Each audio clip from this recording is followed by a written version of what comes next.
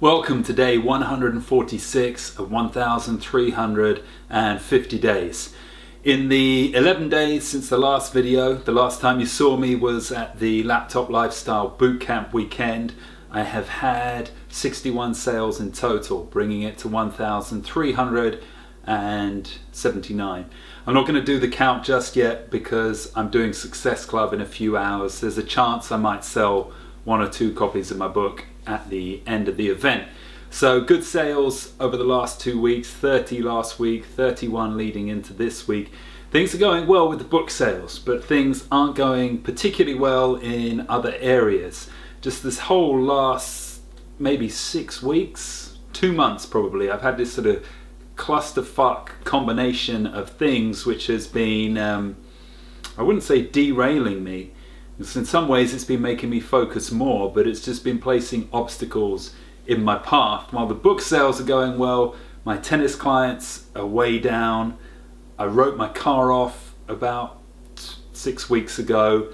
Then got a new car on Monday. Tuesday, the next day, I got a flat tire. Had to miss another tennis lesson. I've got ongoing background of sort of, not a problem, but the ongoing concern in my mind is that, I'm getting older, I want to have kids, don't feel like I'm in a position to do that. I guess the feeling like time is running out. That's the thing. And maybe that's the reason, partly why I started this channel. Maybe the main reason why I started this channel, 1,350 days, because that's the space of time I was giving myself to realize my dream of selling 1 million copies of my book. Despite all of these different things and things going seemingly wrong, I kind of tell myself it's an opportunity. I tell myself in the midst of this vortex of fuck-ups that an opportunity may lie. Because for the previous 4 years, everything ran smoothly, but there was no breakthrough. It was just slow and steady progress. So what I'm telling myself now is because things are becoming unhinged, because things aren't as steady as they used to be, it might be an opportunity to make a breakthrough. That's the way I'm looking at it, rather than letting it get me down. So on to tonight, Success Club I'm speaking at in a few hours time. The topic is how to use journaling to change your life. Something I've been doing since 2002, so many years. I'd say journaling alongside learning how to raise my energy and facing every challenge head on has been the number one thing which has turned my life around. I can't really go into the content of the talk because it would just take too long. I can give you a quick 5 tips on journaling, my 5 tips for journaling. Number 1, be consistent. Make sure you do it. You don't have to write in it daily, but make sure you keep it for many weeks, months, years. That's where the power of it comes. Make sure you write at least once a week. You can do other things. There are other areas of your life you can record, which I do, which, as I said, I'm not going to go into now. I do that daily, but I tend to make an entry of about a page and a half once every week. So be consistent. Number 2, have a focus for your journal. Don't just make it like a gossip journal of what's going on at work or the office. I mean, you can do that. It's probably not better than not keeping any journal at all. But if you have a focus, so for me, my focus is living my dreams. And with that in mind, my journal charts my progress towards getting that destination.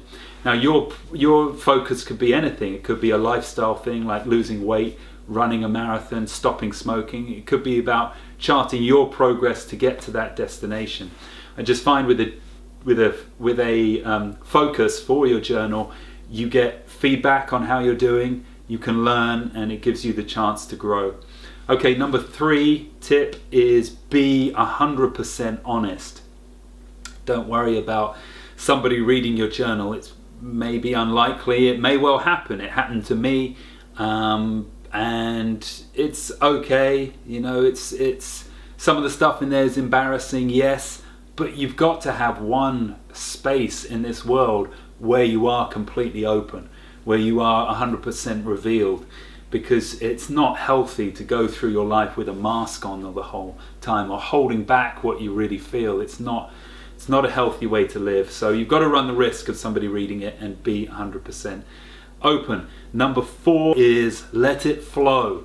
Now, you can sometimes go to write in your journal and have in your mind what you're going to write, or this is an experience I have, what I'm going to write, what's going to be the focus of that particular session. I sit down to write, and yeah, I might write about that for 2 or 3 sentences or a paragraph, but then it goes off on another tangent and goes into a whole different subject. If that occurs, just let it happen. You don't be frustrated if you can't write down every single detail that you had in your mind to write down. It really doesn't matter. The whole point of this journal is it should be more like a stream of consciousness rather than when you're writing a book and you want to cover a book or a blog post and you want to cover every single point in detail and make sure you've covered every angle. Your journal doesn't have to be that way. Its benefit is that you're getting out of you what's in your mind, what's in your soul, and just let it flow out. So if you end up writing something you didn't intend to write, then so be it. Number 5, last tip to journaling, is review your journal. I find 6 months is a good enough period of time to then go back and look at your previous entries. And I find this really good because it gives, number 1, it gives you a perspective. Number 2, it can give you a big boost of encouragement and motivation when you look back and to see that you've come a long way in those 6 months or whatever it might be. You can see you notice the growth, and that's very rewarding. And also can give you clarity on problems you used to have. You can look back and see what the answer should be, or realize, look, I resolved that issue, or it's not as big a deal as I imagined. So review your journal from time to time. So those are my 5 tips on having a journal. There's lots more in the talk.